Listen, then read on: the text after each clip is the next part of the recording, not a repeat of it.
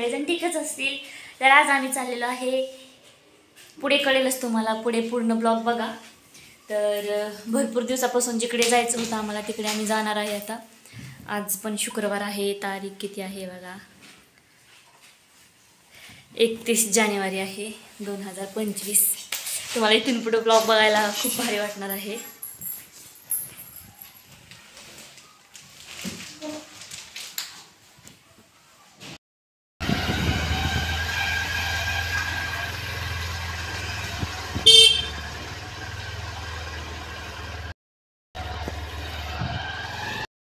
आम्ही चाललेलो आहे रूम बघण्यासाठी. तर आता बघा, पुढं ब्लॉग कंटिन्यू करा.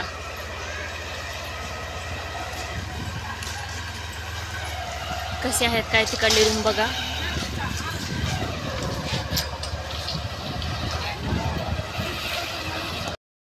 तर हे आम्ही तिकडनं चाललेलोच होतो. पुढे काय झाले तुम्हाला नक्कीच कळेल पुढच्या ब्लॉगमध्ये.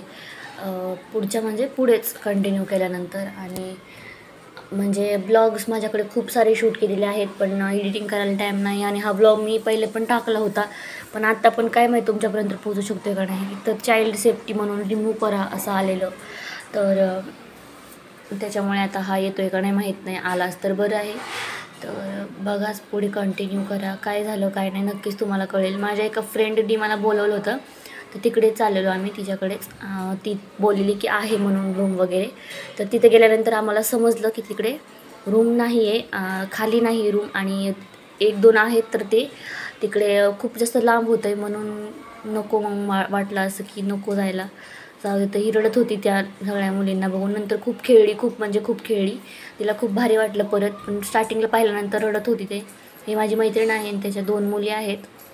आणि हे आम्ही इकडे आलेलो रूम पाहण्यासाठी.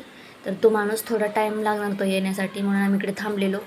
तर थांबलोच होतो. मग नंतर आम्ही थोड्या वेळ विचार केला आणि घरी गेलो, त्या मैत्रिणीच्या घरी गेलो. तर तिकडे परत गेल्यानंतर यांना कॉल आला आणि मग हे रिटर्न आलेले. बघितलं वगैरे, पण म्हणजे खूप जास्त लांब होतं, तिच्यापासून जास्त लांब होतं. मग तिकडे कोणी नसल्यामुळे तर रूम नाही घेतली. मग तर नंतर संध्याकाळी आम्ही पेशवाई मिसळ खाण्यासाठी गेलो होतो. मिसळांनी नेलं होतं आम्हाला. तर तिकडनं आल्यानंतर काय स्वयंपाक करायचा मूड नव्हता. मग ह्यांनी म्हणजे चल तिकडे जाऊ म्हणून, फेमस आहे तिकडली. फर्स्ट टाईम मी गेले होते. आणि नंतर पिल्लूला सवळ्यासाठी दवाखान्यात पण न्यायचं होतं. तर दाखवलं वगैरे. तिच्या डोळा सुजला होता इकडला. काय झालं काय समजतच नव्हतं. माझा खांदा त्या दिवशी तिला लागला जोरात, आणि त्यानंतर तिला पूर्ण इन्फेक्शन झालं होतं त्या डोळ्याला. आणि मग डॉक्टर बोलले की होईल नीट वगैरे. तर आता ते नीट झालेलं आहे. त्यावेळेस दाखवलं, औषधं वगैरे घेतली, मिसळ वगैरे खाल्ली. तर बघा दोन पुढे खूप छान गावाकडल्यासारखीच टेस्ट वगैरे. ह्याच्या आधी मी बोईसरमध्ये मिसळ खाल्ली ना, मला बिलकुल आवडली नाही, कारण की अशी टेस्ट मी फर्स्ट टाईम पाहिली. तर मी खूप दमले होते बघा, फ्रेशसुद्धा झाले नव्हते, नुसते कपडे चेंज केले होते आणि तसेच आम्ही निघालो होतो. आणि पिल्लू मागत होती मोबाईल. तर खूप खूप मस्ती करते. पप्पा पण बोलायला लागले आता. तर बोलते बघा इकडे ती.